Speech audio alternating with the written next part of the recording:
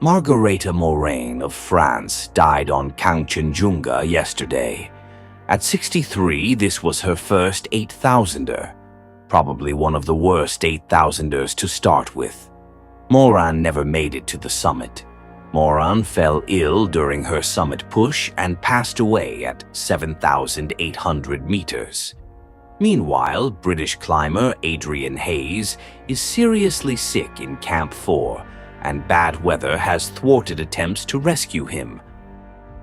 The first international climbers of the 2025 Everest season reached the summit on Sunday, though high winds will prevent further attempts for several days. Among the summiters was Mitch Huntcraft, who undertook a remarkable 9-month journey from the UK to Nepal, swimming 35 kilometers across the English Channel, cycling nearly 12,000 kilometers through 19 countries, running 875 kilometers to Kathmandu, trekking 360 kilometers to base camp, and finally summiting Everest with the support of Gelye Sherpa and Yak Furi at 7:20 a.m.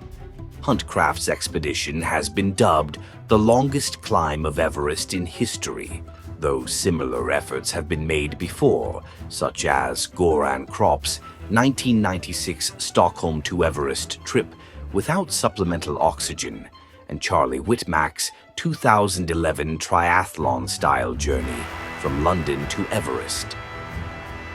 Another group from 14 Peaks Expeditions also summited Sunday at 9:45 a.m., including Asel Bagasheva, the first Kyrgyz woman to reach the top, and 3 Chinese climbers, supported by 5 Sherpas.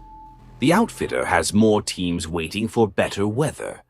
Windy conditions are expected to persist near the summit until at least next weekend. While a few may brave the jet stream, most climbers are waiting. Conditions remain good at Base Camp and Camp 2, where many climbers are staging summit bids once the weather improves. Tyler Andrews, attempting a no-oxygen speed record, aborted his effort after 11 hours due to gear issues and strong summit winds.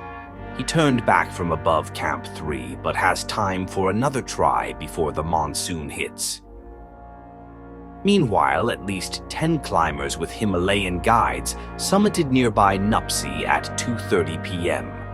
The team, which included 4 international climbers and 6 Sherpas, fixed the ropes themselves. UK climber Jay Whiting, among the summiters, plans to climb Everest and Lhotse this season.